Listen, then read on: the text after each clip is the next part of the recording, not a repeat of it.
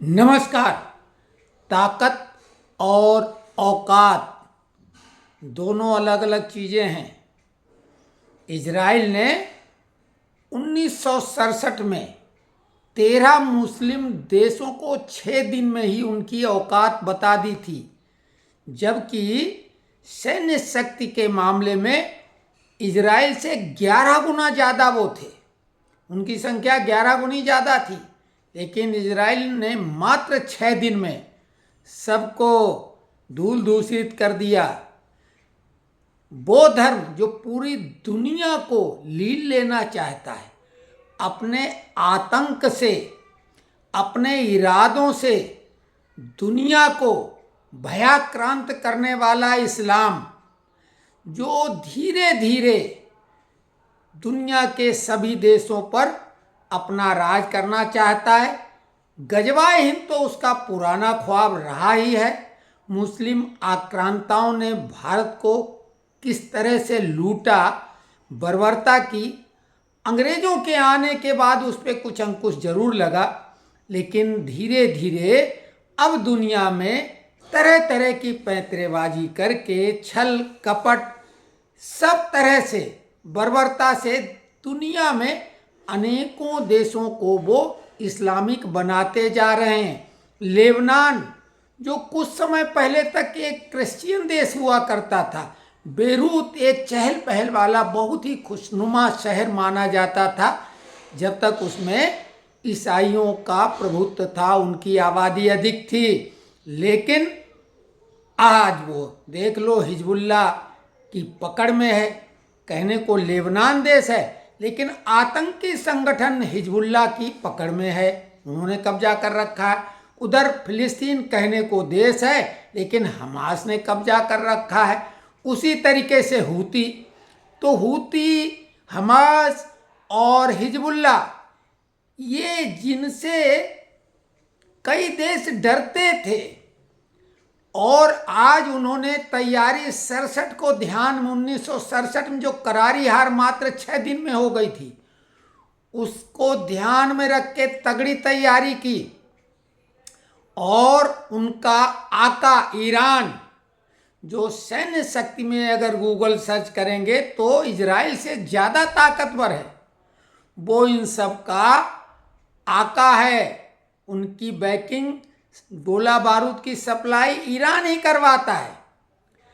लेकिन वो 67 की मार भूल चुके थे, और हमास ने जो जघन्य अपराध किया था इजराइल में घुस के, इजराइल ने बोला था ऐसा सबक सिखाएंगे कि नस्लें याद रखेंगी। हमास का तो सफाया लगभग कर दिया गाजा पट्टी में, जो उन्होंने सुरंग का चक्र भी बनाया था, धीरे धीरे टाइम लगा, लेकिन इजराइल ने उसको ध्वस्त कर दिया। और जितने उनके कमांडर बने थे उनको मारा, बाद में बनते गए उनको मारा। हिजबुल्लाह, जिसको लगता था वो तो बहुत ताकतवर है, उसके भी जो टॉप कमांडर थे सब मारे गए। नसरुल्लाह को कल जिस तरह से इजराइल ने मारा, दुनिया को दिखा दिया इजराइल का लोहा ऐसे ही लोग नहीं मानते हैं। वो कमांडो ऑपरेशन ही नहीं करना जानता है कि वो 4000 किलोमीटर दूर अपने अपहरित विमान के यात्रियों को सुरक्षित छुड़ाने की दम रखता है अपनी कमांडो शक्ति के द्वारा। वहीं लेबनान में नसरुल्लाह को मारने के पहले उन्होंने चेतावनी देके लोगों को एडवाइजरी दी कि वहां से छोड़ दो। और नसरुल्लाह जिस बिल्डिंग में था, जिस तहखाने में था, वो इस तरीके के हमलों को बचाव में ध्यान में रख के वो तहखाना था। 14 मंजिला इमारत और जमीन में तहखाना, उसको इजराइल ने ध्वस्त किया है और नसरुल्लाह को उसके परिवार सहित पहुंचा दिया 72 हूरों के पास। हालांकि गूगल को जब सैन्य शक्ति के मामले में आप पूछेंगे कि भाई 10 ताकतवर देश बताओ, तो वो स्वाभाविक अमेरिका को नंबर 1, रूस को नंबर 2, चाइना को नंबर 3, भारत को नंबर 4 और दक्षिण कोरिया को नंबर 5 पे बताएगा। इंग्लैंड को 6वें नंबर पे, जापान को 7वें पे, तुर्की को 8वें नंबर पे, पाकिस्तान को 9वें नंबर पे और 10वें नंबर पे इटली को। जबकि इसमें फ्रांस को छोड़ेगा वो, जबकि वो परमाणु शक्ति संपन्न है और कई देशों को अपनी हवाई शक्ति प्रदान करता है। भारत ने भी जो लिया है विमान, जिसके लिए राहुल ने बहुत कोशिश की थी कि न मिले, वो फ्रांस से ही तो लिया था।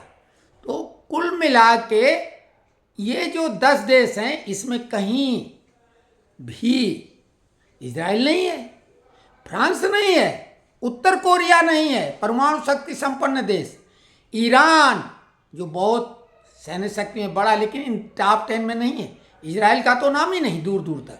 लेकिन इजराइल किसी भी बड़े से बड़े ताकतवर देश को भी चुनौती देने में सक्षम है, अपने दुश्मन को किसी तरीके से माफ नहीं करता और घुटने टेकने वाला नहीं है। तो कुल मिला के इजराइल से नसीहत हमारे देश को लेना चाहिए, क्योंकि आपको बताएं कि इजराइल की आबादी 1 करोड़ भी नहीं है। हमारे यहाँ कई शहर 1 करोड़ वाले हैं, दिल्ली, बम्बई, मद्रास, इनको तो छोड़ ही दो, ये तो सब 2, 3, 4 करोड़ वाले हैं। लेकिन हमारे यहाँ तो जो सामान्य शहर हैं वो भी 1 करोड़ की आबादी वाले हैं, और इजराइल 91 लाख आबादी वाला है, और क्षेत्रफल मिजोरम से भी कम है। मिजोरम का 21,000 किलोमीटर से ज़्यादा है, इजराइल का 20,000, मिजोरम के बराबर मान लो। हमारे यहाँ वो नगण्य राज्य माने जाते हैं जो उत्तर पूर्वी राज्य हैं।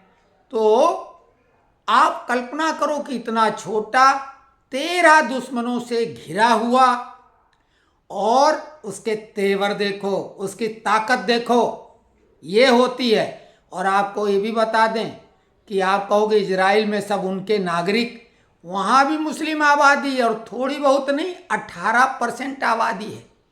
वहाँ भी गद्दार उनके देश में है, वो इजराइल के प्रति वफादार नहीं है।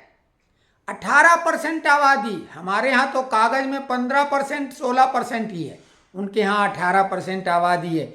लेकिन सब पर नकेल कस रखी है। कैसे? कि वहाँ पर सभी को सैन्य प्रशिक्षण दिया जाता है, आवश्यकता पड़ने पर नर नारी, लड़के लड़कियाँ सब हथियार चलाना जानते हैं। और उसी के अनुरूप अग्निवीर योजना जो बनाई गई सरकार ने, उससे खलबली क्यों मच गई देश के दुश्मनों, अंदर बाहर के दुश्मनों में। हमारे यहाँ बाहर से दुश्मनों की तलाश की जरूरत ही नहीं है, अंदर ही काफ़ी हैं। बिपिन रावत जी ने बोला था 2.5 मोर्चे की लड़ाई, वो आधा मोर्चा देश के अंदर वाली कही गई थी बात, और ये आधा मोर्चा ज़्यादा खतरनाक है। तो यहाँ पर तो आपने देखा रेलवे में डिटोनेटर लगाने वाला रेलवे कर्मी था। आस्तीन में सांप यहाँ पर 1-2 नहीं है, ये हरे सांप बहुत पले हुए हैं। फिर कुछ हिंदू नामधारी भी जो हैं गद्दार, वो 1 ढूंढोगे 2 मिल जाएंगे। ईमान बेचने वाले सस्ते में यहाँ उपलब्ध हैं, खरीदने वाला चाहिए। तो कुल मिला के इजराइल ने दिखाया कि इजराइल 1967 से कहीं ज़्यादा ताकतवर हो चुका है। तुम अगर 2 कदम चलोगे तो वो 4 कदम चलेगा, तुम 2 मारोगे तो वो 10 मारेगा। ये करके दिखा, सारे कमांडर नेस्ता नाबूद कर दिए। ईरान केवल गीदड़ भभकी दे रहा है और देता रहेगा। ईरान की औकात नहीं है कि इजराइल जैसे ताकतवर देश पर हमला करे, और अगर ऐसा करेगा तो ईरान का नामो निशान मिटा देगा इजराइल। ये ईरान को भी अच्छी तरीके से मालूम है। तो ये भारत को भी सीखने की आवश्यकता है।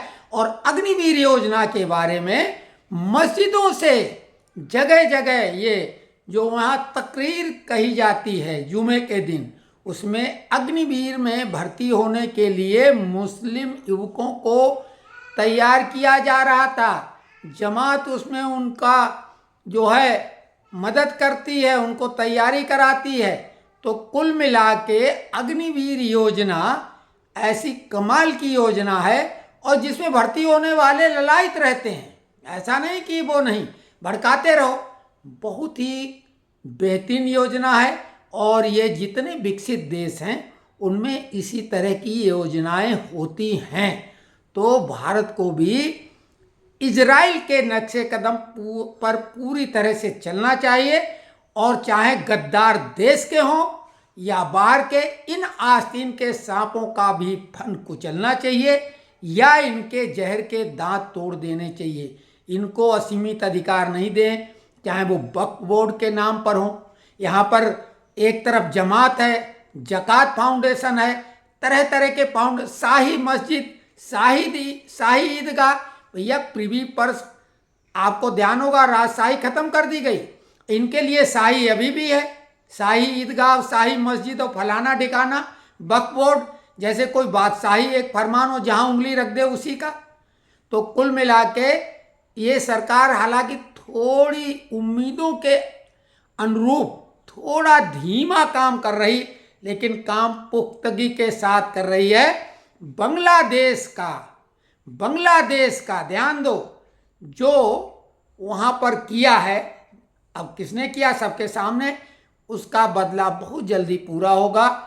पाकिस्तान भी खंड खंड होता नजर आएगा 2025 के पहले। ये कोई अब दूर की बात नहीं रही, लेकिन हमने बोला था शुरू में कि ताकत और औकात का फर्क समझ में आ गया। गीदड़ बबकी, ये जो हिंस्र पशु हैं, ये बस जब सामने वाला अगर उन्हें लगता सबाया है या तन के खड़े हो जाओ तो दुम दबा के भागते हैं। तो कुल मिला के एकजुटता दिखाओ। बांग्लादेश में आपने देखा हिंदू ही रह गए, मारने में उन्होंने कोई जाति नहीं पूछी कि भैया बैकवर्ड हो, एससी हो, एसटी हो, ओबीसी, कौन जात के हो भाई, कुछ नहीं। काफिर, और बात केवल हिंदुओं की नहीं, मुस्लिमों को छोड़कर बाकी उनकी नज़रों में सब काफिर हैं। और काफिरों को मारने का मतलब 72 हूरों की गारंटी। हमारे यहाँ चींटी को मारना पाप कहा जाता है। तो ये मानसिकता जो बनाई गई है, इस तरह की जो पढ़ाई मदरसों में हो रही है, सुप्रीम कोर्ट को ये दिखाई नहीं देता है। स्वरा भास्कर जो कि अब मुल्ली बन चुकी है, वो सुप्रीम कोर्ट पर किस तरह की टिप्पणी कर चुकी है। अभी 10 दिन भी नहीं हुए, सुप्रीम कोर्ट ने जैसे कान में रुई लगा ली हो, वो सुनाई नहीं दिया। इससे ज़्यादा आप मानना सुप्रीम कोर्ट की शायद आज तक कभी नहीं हुई होगी, किसी ने नहीं की होगी, खुलेआम डंके की चोट पर। तो कुल मिला के अब हिंदू जाग गया। गुजरात में सबसे बड़ी बुलडोजर कार्रवाई हुई है, जिसमें 36 बुलडोजर लगाए गए और सोमनाथ मंदिर के आसपास के वातावरण को जिहादियों से मुक्त करा लिया गया है। योगी ने बुलडोजर का जो फार्मूला दिया है वो बहुत सही काम कर रहा है। तो कुल मिला के आज के दौर में तो हम यही कहेंगे, इजराइल से हम लोग ट्यूशन ले लें। ताकत में हम कम नहीं हैं। हमें सिर्फ ये ध्यान रखना कि हम सनातनी हैं, हम हिंदू हैं।